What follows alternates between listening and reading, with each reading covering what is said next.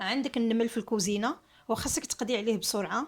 انا نعطيك واحد الوصفه اللي عتهنيك في دقائق. عندنا نص كاس د الماء دافي، كنعملوا واحد مغروفه د الملحه صغيره، نص كاس د الماء دافي، كنضيفوا عليه شويه د الليمون معصر الحامض، كنضيفوا عليه واحد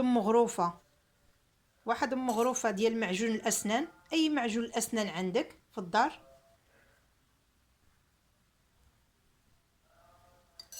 وكنخلطوا الكل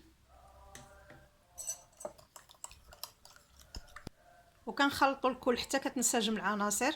كناخذوا واحد البخاخ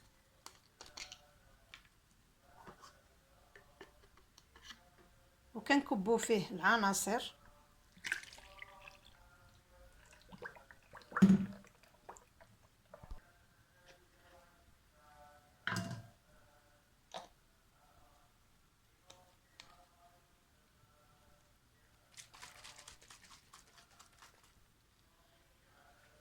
وكنرشوه في الاماكن اللي كيكون عندنا فيها بهذه الطريقه هذه.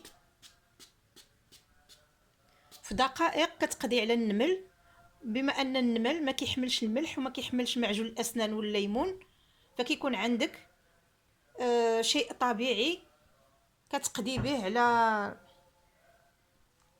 على النمل. وشكرا.